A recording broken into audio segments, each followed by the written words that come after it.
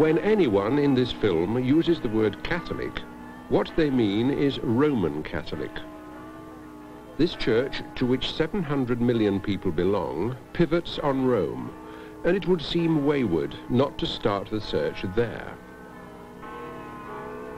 Though, before I set off, I heard from a Catholic the true story of a brilliant and turbulent priest who'd never been to Rome. When asked why that should be, he said, "If you're a bad sailor, you don't go near the engine room."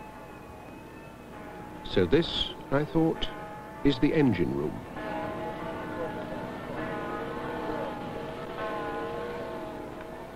The day I got there, the Pope was due to say Mass in St. Peter's with 18 cardinals. Pope means father, Holy Father. He's Bishop of Rome and successor of St. Peter.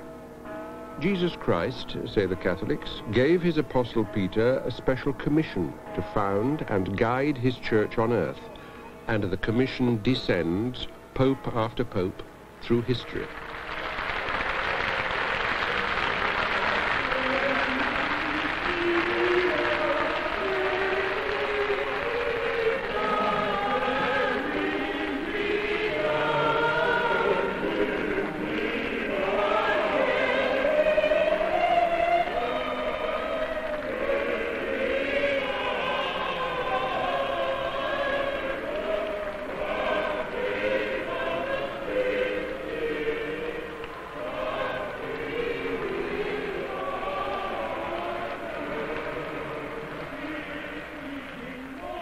For once, in a situation which was full of theatre, there was no doubt who was playing the leading role. The stage management was masterly. The eye followed the man it was supposed to follow, and to clap him seemed natural.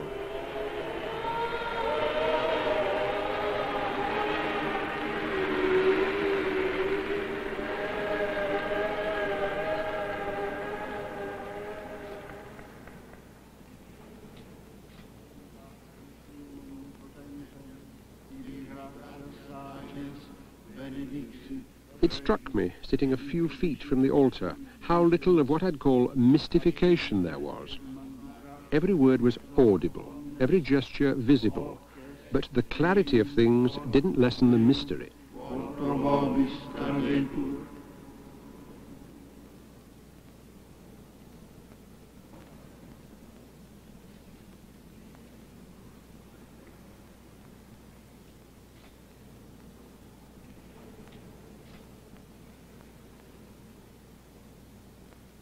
It struck me, too, that the man who'd arrived like a king now bowed like a servant.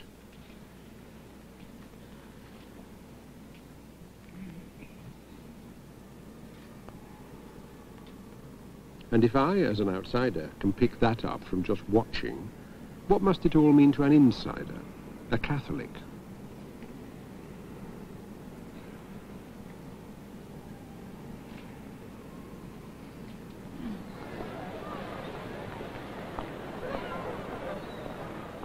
Outside in the square, I'd arranged to meet an English Catholic family, the Dryhursts.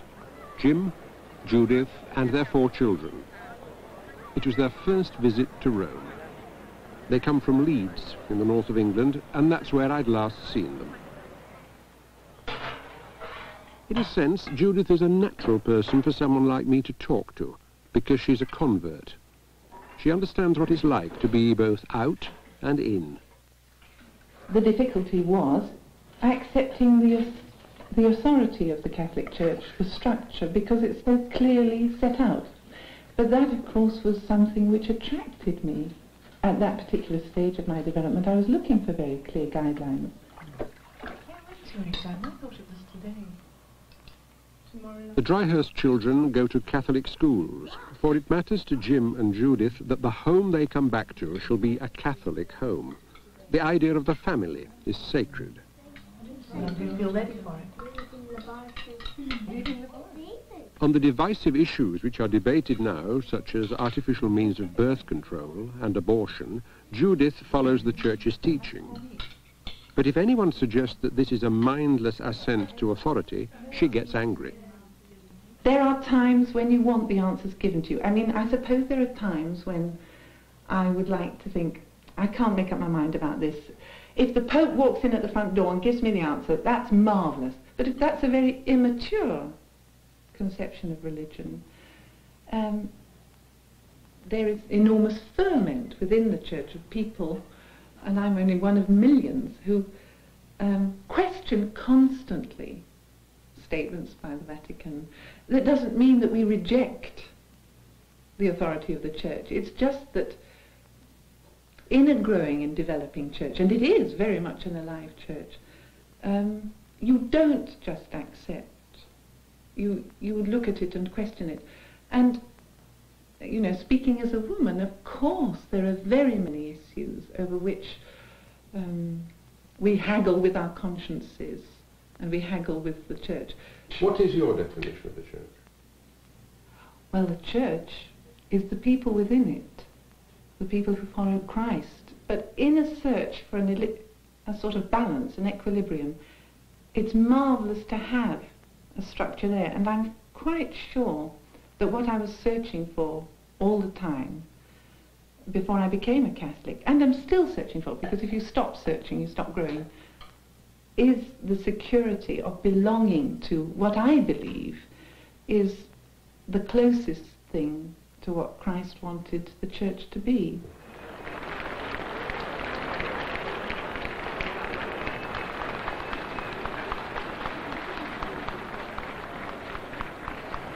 I stood with the Dryhursts in Rome to see the Pope come out and bless the people after Mass.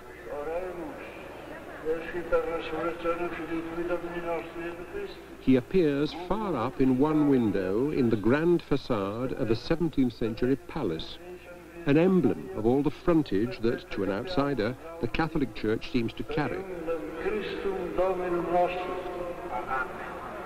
Sit nomen Domini benedictum, ex hoc nunc et usque in saeculum, aiutorium nostrum in nomine Domini, qui fecit caelum et terra, benedicat vos omnipotens Deus, Pater et Filius et Spiritus Sanctus.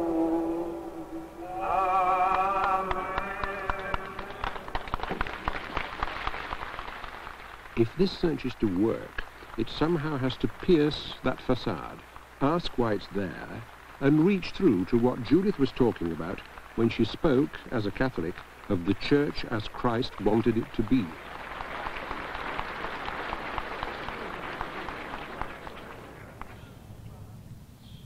One of the quieter places in Rome is the monastery of Sant Anselmo, where I went to see the abbot primate of the Benedictines. He's the man to whom all the abbots of all the Benedictine monasteries in the world can refer. His name is Rembert Weekland, and he's an American. I wanted help from someone who knew the Church well enough to guide me through the initial obstacles, which I felt in Rome could easily have defeated me. There's something, as one's life moves by a series of births and rebirths, skins are shed, ideas fall away, and there's a moment, a series of spring moments. Yet the Church, certainly the Catholic Church, gives the impression from the outside of a sort of endlessness, which is not attractive. Now, no, it's not attractive because it's I'm too learning safe. much. No, but you know what I mean. Yeah, it's too safe. Right, too safe. Too safe, is it, or isn't it? You see, am I watching something? Have I got a mirage in my mind of an endless triumph? I think you do have a bit of a mirage. Could you put me right? Because it may well be that the Church does feel endless, and I think is endless. But on the other hand, each given moment produces its new problem. And this means that the very structures become difficult because the world changes. This means that new problems arise that the Church never faced before. And this struggle is very deep and very profound. And it could well be that this impression, this triumphalistic impression, comes from the sense of hope, from the sense of trust, from the sense of resurrection, and at times takes on an attitude that seems almost presumptuous.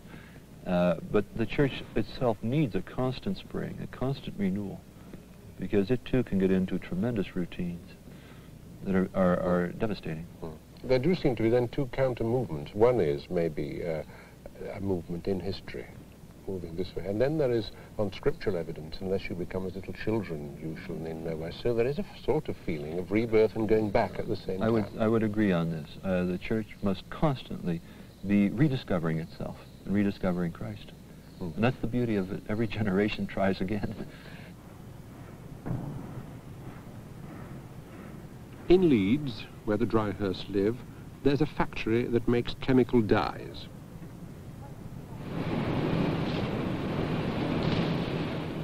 Guy Jarrosson has worked here for 6 years.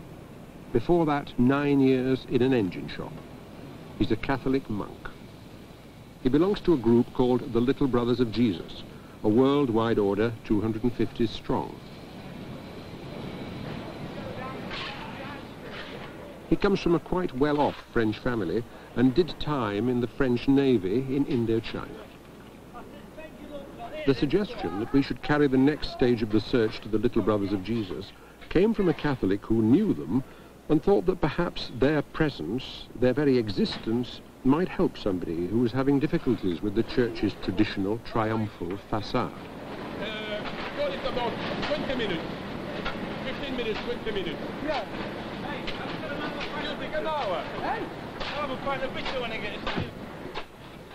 I suppose for those who work with me, who get to know, roughly my way of life, I am a bit of a question mark. They don't know too much what to make of me. I seem to be fairly, let's say, ordinary, so which might mean for them that what I have chosen to do is not completely daft. But I don't think they can really see deep down what the meaning of it. So I think it's mainly a question mark that I am for them.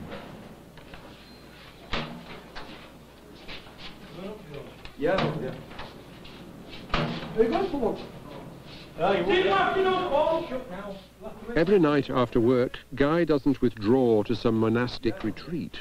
He goes back to a terraced house in Leeds with nothing to mark it out from its neighbours. What sort of thinking has led you to work in the dye works in which you work and live in this particular terrace in Leeds? Well, it is, if you want, a need for incarnation. What comes out very strongly, I think the gospel is the love of Christ for the poor, ordinary people. You might say that Christ is the only person who has been able to choose his own family. And in fact, among the Jews, he was expected to come as a king, a great, mighty ruler, and he came as the carpenter of Nazareth. And I think that's very important because it showed a concern and a preferential love of God for people who are ordinary. At the time I met Guy, there were 2 other brothers in the house. One a factory worker, and the other a nurse in a mental hospital. And they had a visitor from Rome, one of the 4 that run the order. He'd been a docker.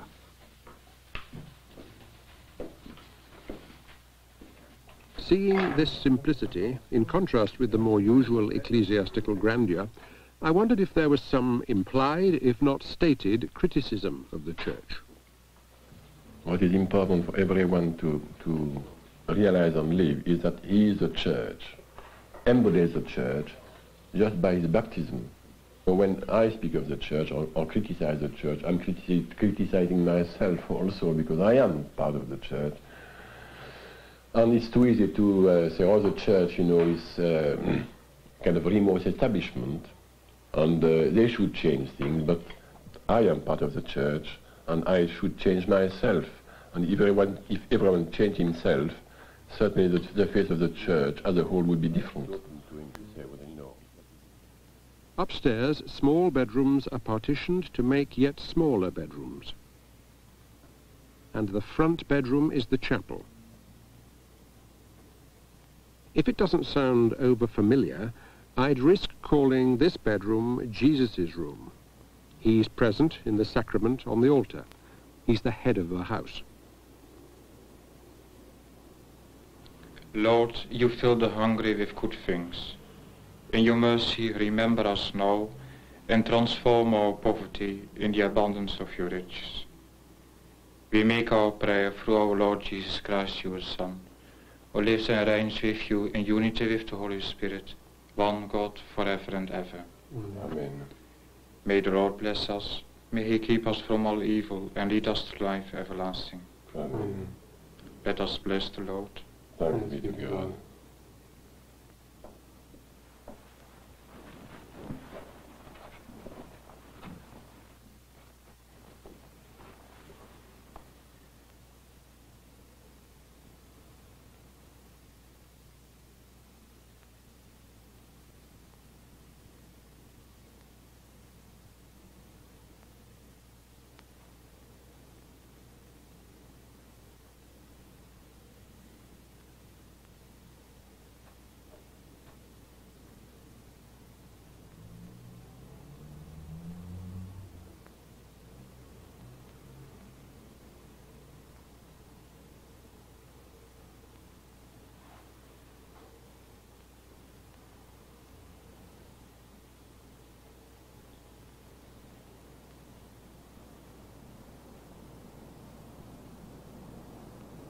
This little chapel in Leeds brought the search in from the margins and focused it on the person of Jesus. Measured against the immensity of the claims made for Jesus of Nazareth, the other claims of the Catholic Church, papal, institutional, historical, all the traditional stumbling blocks, diminished to nothing. It is a great problem to many people to have to accept that at the birth of Jesus, at a particular time and in a particular place, something became available which hadn't been available before. That is very difficult, for even after 2,000 years of conditioning, it's extremely difficult for many people to accept. Can you say, must we accept it?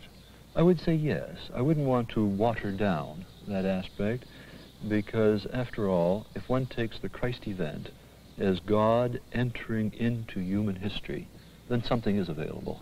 And it does change and color everything. So that previous history seems to lead up to that event, and subsequent history is seen as the unfolding of that event. And if one believes that God enters human history, then God makes something available to man, which he didn't have previously. And I won't say that this isn't difficult, but that's faith. And that's faith. That's faith. I think faith is really believing in Jesus Christ as being divine, and therefore that event, that Christ event, is important to me. The word belief is a great teaser. Yes. I know that I'll not be alive unless I breathe. I mean, I don't have to believe in my breath. It's a necessity. Why should we have things around, which obviously to you are extremely important, which are not as imperative, don't seem in my eyes to be as imperative as the breath, and need a leap of faith? I mean, why not stick with what you've got? Yes, I suppose the only way I could answer that question is by seeing Christianity in historical terms, in terms also of the Old Testament, in terms of the belief in the beginning fall of man, and therefore a kind of difficulty in that breathing process, so that the breathing process doesn't come naturally to man afterwards, and for this reason needs that divine help, that aid. And I think also for this reason, and that's an important aspect of the problem, Christianity becomes then deeply historical, because that event then means something in the breathing process afterwards. So you're really, I see something suddenly, you're really just like the breathing of a child which may be hampered at birth or whatever it be. I mean, it is Gets not a crack on the back. Crack on the back. Okay. The crack on the back is the access of faith, is it? Okay. Would that seem, I mean, in a way... I don't want to explain it away too simply. You were talking about grace. Grace. And faith. I I believe that faith is a gift. And if you receive that gift, it's an opportunity for what is within you to open out and become acceptable to others in a better way. Being a Christian should help you, you know, to grow, well, to reach your full potential. No, I don't know. Grace is so hard to explain. You've got to allow yourself, you've got to accept that what happens to you. It is a method of growth towards God. But that's not always easy to accept. If terrible things happen to you, then the natural reaction perhaps is to close up and say, oh, I deny that, I don't want that to happen to me, it's a nasty negative thing and I don't accept it. When sometimes it may be precisely that negative thing which is the way grace is working within you.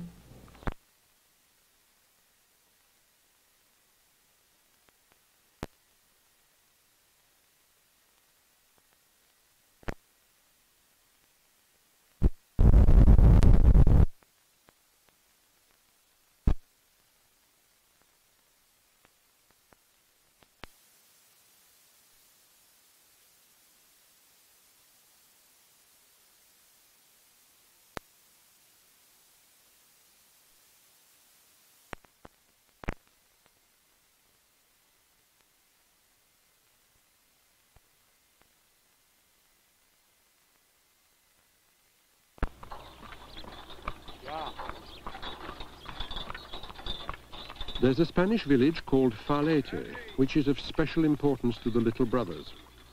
When they first join the order, they spend time here.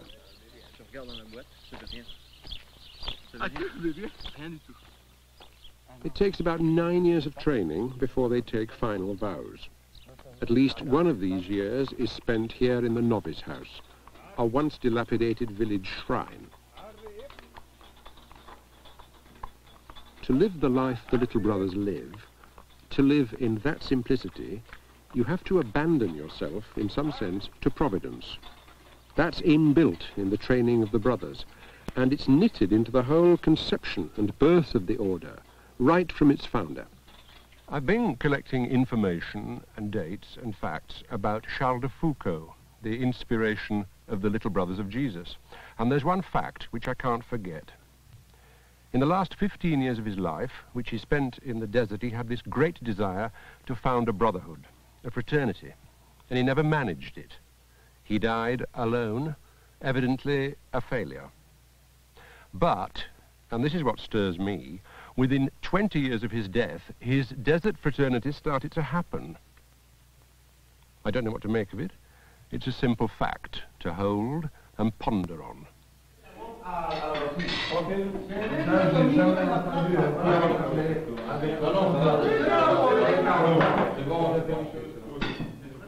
There are about 14 novices at Falete. Kevin is American, worked in various factories and joined the fraternity in Canada. Agustin is French, was an agricultural engineer and spent a year in Africa. Roberto's parents are Italians who emigrated to Canada. He trained as a potter.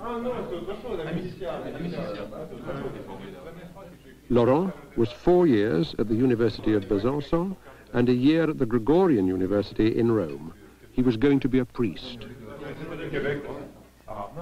The novice master is Ramon. He became a priest when he got to Falete because they needed one. It's unusual for brothers to be ordained unless there's a need for it.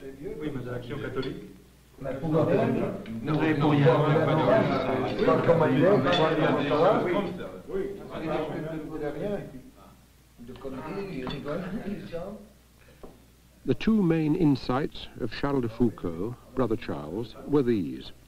First, to found an order that would try to live as Jesus lived in Nazareth, an unnoticeable working life.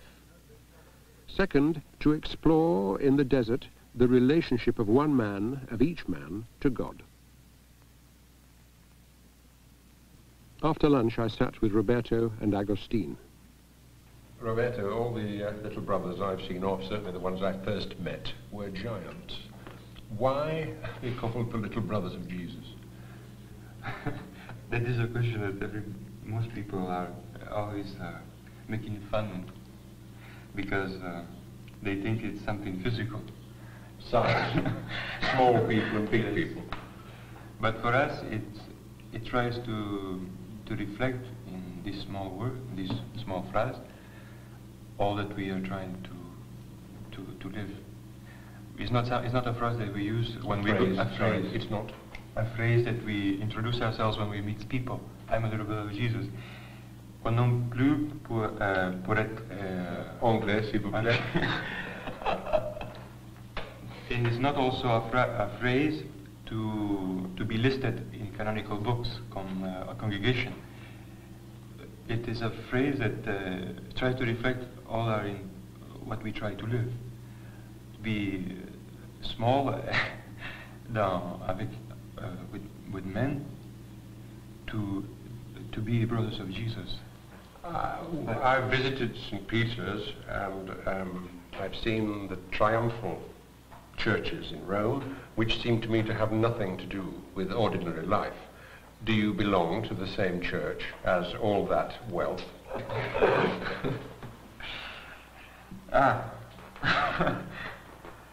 It was, yes, of course. No, we must also say that for us, affiliation with the church is not something secondary. It's something that it's part of the religious life, and it's very important for us to belong to the Church of the Pope. You say that you have to belong to the church. Why do you have to belong to the church? Because of what we were saying before, that our life in the sens profond, in a profound sense, is not, and we cannot judge it by the visible means, or by the visible success. We are dealing with our life. Our life has a sound and has a sense and is efficacious. In a way, it is closely attached and united with Christ. Are you saying that your life only makes sense when it is attached to the church, of which the Pope is the head? To Christ. And the only way that we can be really attached to Christ and let the life of grace pass through our life is if we are thoroughly and profoundly attached to the church, which is the body of Christ. It is only this way that we can be really attached to Christ. Ya que por Jesucristo, tu Hijo, Señor nuestro, con la fuerza del Espíritu Santo, das vida y santificas todo. The chapel, in which all the novices spend some hours each day, is a simple room in the basement of the fraternity. Here they claim what is bread and what is wine, otherwise what is mundane, ordinary, become, through the promise of Jesus, something mysterious and something divine. This enveloping mystery of the Mass is the same whether the words are said here or in St. Peter's. La noche en que iba a ser entregado tomó pan, y dando gracias te bendijo, lo partió, y lo dio a sus discípulos diciendo, tomad y comed. The words of Jesus are, in English, take this, all of you, and eat it. This is my body, which is given for you.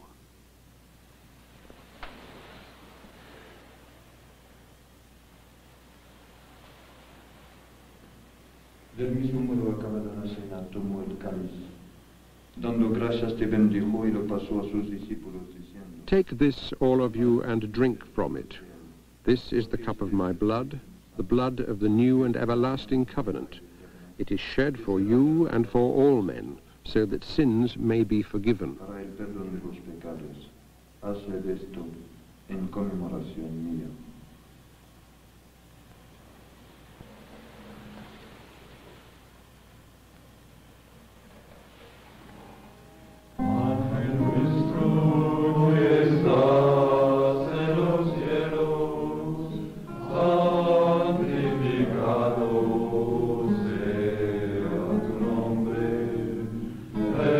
Venga a nosotros, venga a tu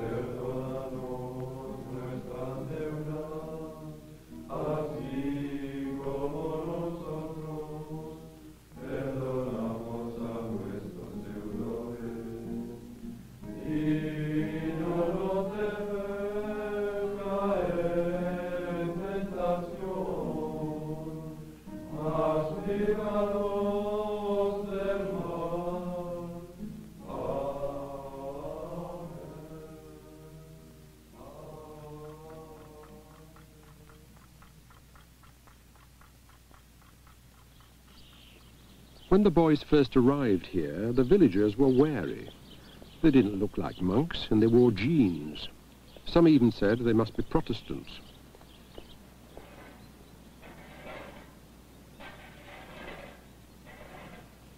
Now they're part of the village.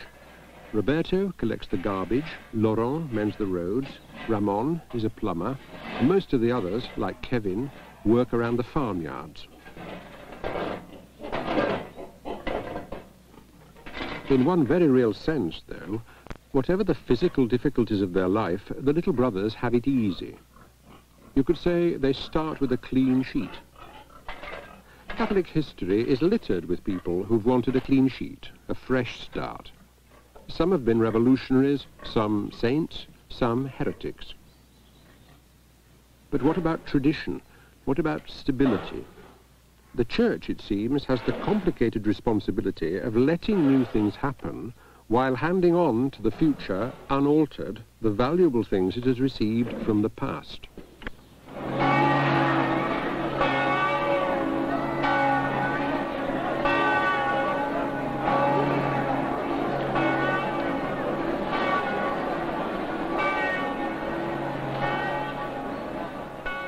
There's a real possibility that the search could have got stuck with the little brothers in Farlete. There's such a thing, I found out, as the Farlete blinkers that you can put on, appreciating the Nazareth simplicity of their life and shutting out the rest of the Catholics. Seeing the danger, they suggested I should go to one of the great traditional pilgrimage centres of the Catholic world, Montserrat. I took a day off and joined the crowds.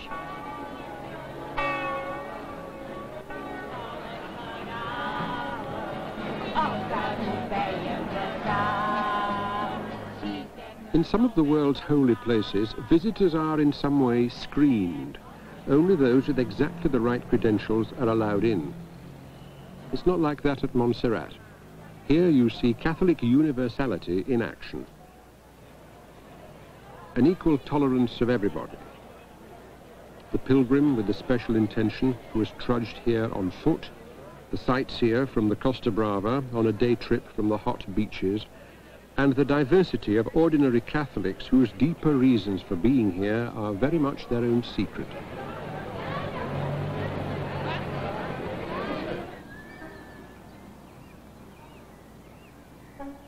It's an irony that the Abbey of Montserrat was founded 1,000 years ago to be inaccessible, a place for hermits.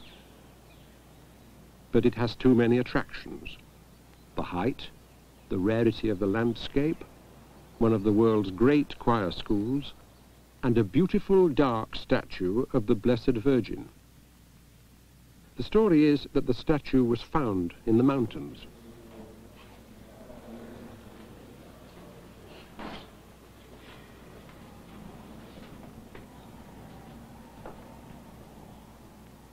On her lap sits her son, Jesus. She bore him. She will later see him crucified. She is not God, but she contained God. And this made the family holy.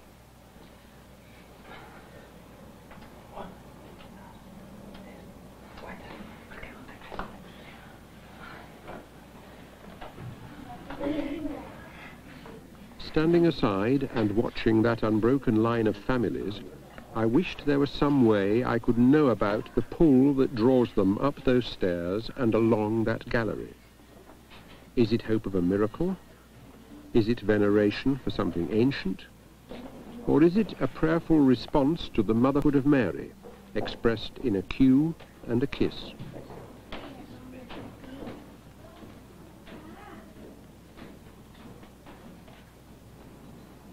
Many people come and form long queues to file past and touch this statue of the Virgin. Do you have worries about that, that it might be slightly idolatrous? Yes, it might be, but you can't judge, you see. You can't never judge what it's idolatry, what it's faith. I was with Father Miguel, the guest master. We left the crowds and went to talk in the garden. Is there something superstitious about the feeling that somebody may get a benefit from a particular visit? Yes, I don't say superstition. You see, I'm always very, very, how do you say, I don't like to judge, you see, whether it's superstition or not. Spiritual feelings or faith is a grace, is a gift of God, but it's always incarnated. You say incarnated? Incarnated into a life. Father Miguel didn't like generalities. Montserrat, he said, is a place where everyone is encouraged to pray in his own way. Could you help somebody outside to understand a little what prayer is? Well, yes, to understand how to prepare, perhaps, because prayer also a gift. No, prayer can't be taught, you see. I mean, the old fathers are saying that the Holy Spirit is the only master of prayer. But I should say the same thing. Prayer, well, I should even say that prayer doesn't exist. The only existence, or the only reality are men and women and children and young people who pray. Ah, so prayer is an abstraction. That's right. Which is not real. Not real. Not even faith, not charity, not humility. You see, the only thing, the existent things are the men who, people who. The people who pray. Who pray, or who believe, or who loves.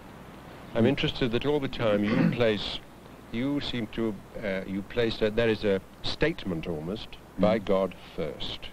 That's this feeling. And then the subject, the human being, responds to that demand. Not the other way round, of a remote, silent God to whom the man is trying to wake up. No. I think not only in prayer, but in everything, God is the first always. I mean, the man desires, wishes, or intends this. He tries to go to search, look for God.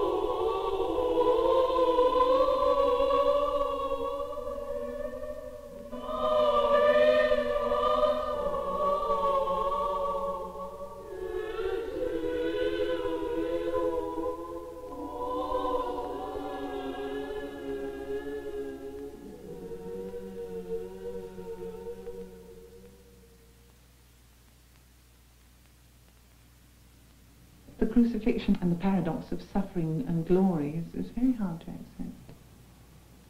In a way, this links up with being a mother, doesn't it? While the seed is within you, growing, I think many women are anxious and worried. It's in the dark. They don't know what's going to emerge. Some women feel very, very ill. You go through the process of creation, has its moments of definite pain and suffering. and then a coming forth into the light. The seed has to germinate in darkness. I returned to Farlete knowing that the search was taking me away from crowds and family comfort to something a bit bleaker. The novice house of the brothers is set against an arid line of hills in one of the driest, most pitiless parts of central Spain. The choice of the place is deliberate. It's a desert. The fraternities sprang from the desert. Brother Charles lived in the desert. All brothers go to the desert. The terrible thing about being in a desert, said one of them, is you risk meeting God.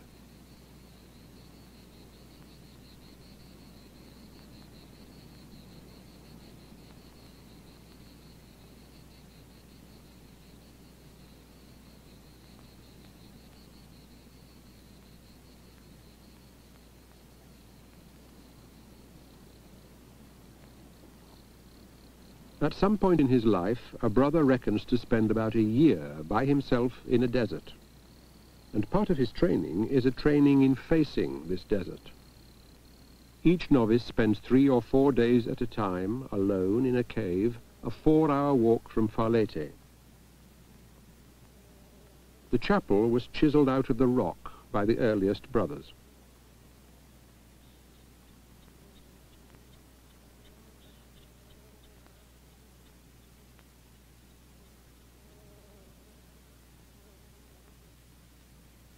Inside the box is the wafer, consecrated at Mass and brought up in his rucksack. Sacramentally, the presence of Christ.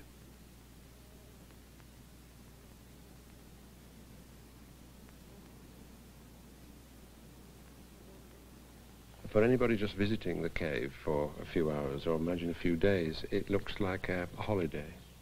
But I imagine if you're there for a length of time, it has its hazards. Could you describe to me what sorts of things happen to you? I think that when we go there in a desert, is to exactly to put ourselves in a position, in a very special position before God, no? It's because we go there to find God alone, only God. And if you say all the problems that one has, the difficulties come from this. That often our life, it is not full of God. Full of God. We often live, it's very easy to live of illusions, of our relationship before God, of our life of love, no? The desert it's stripped of everything. You could also say, it has a beauty, it's true, but it's a very special kind of beauty, as I said before, because it physically also, it tries you to simplify to everything. Your life is simplified materially, you see, to the extreme. And where you see that where everything you have comes from God, and that is at this point where also your spiritual resources are limited, no? Are dried up. Dried up. Eh? Yeah. And it is at this point where we rely only on God, you see. Where all the ideas, the beautiful ideas we think about and we program and in the desert they seem to dry up. And we're left only with what is God. Which is beyond all these things, huh?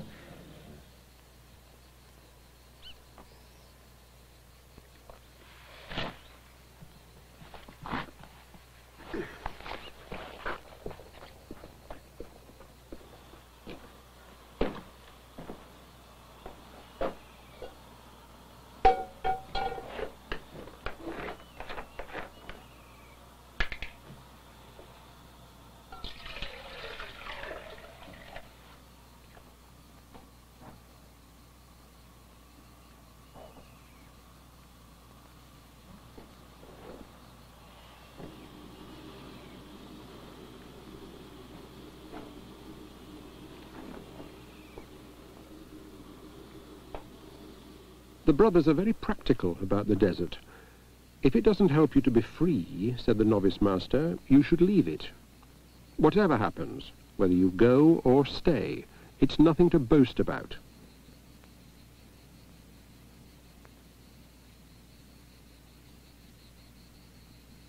If you think too much, if you have a film show running in your brain, it's time to come back.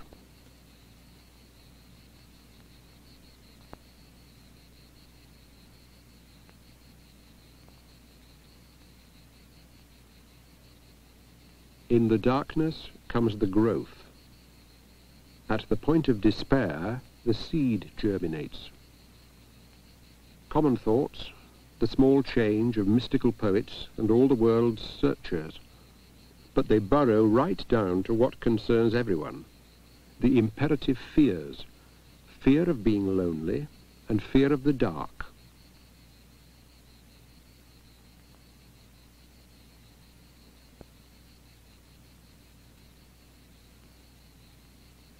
Brother Charles, a man who knew darkness, wrote in a letter these words: "We absolutely owe it to our Lord never to be afraid of anything."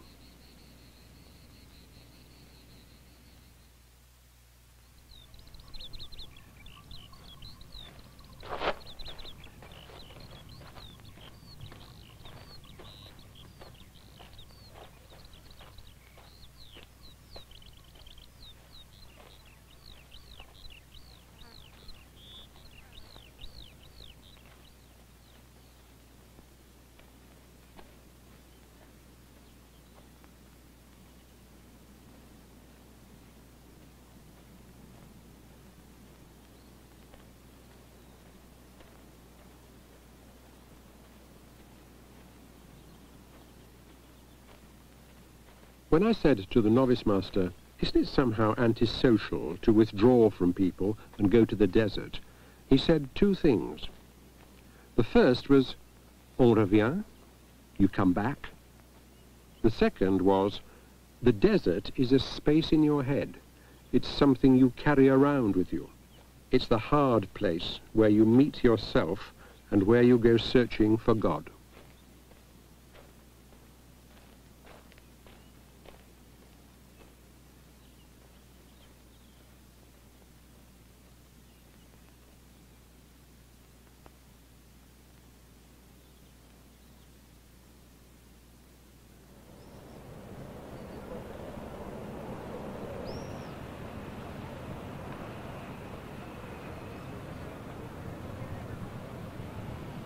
I confess that this trail I've followed has been a very particular one.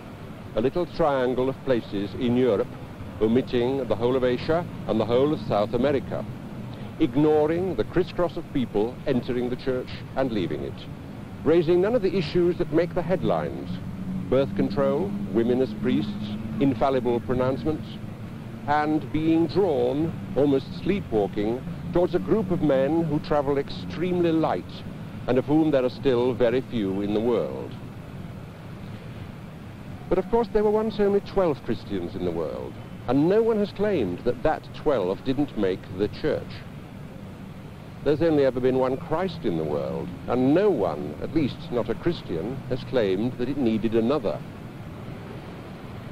The church, when you press for a Catholic answer, comes out surprisingly often as a group, a body, a handful of people. But here's the catch. The hand that they talk of, when you press further, is God's hand. It has an infinitely awesome span, unfathomable providence.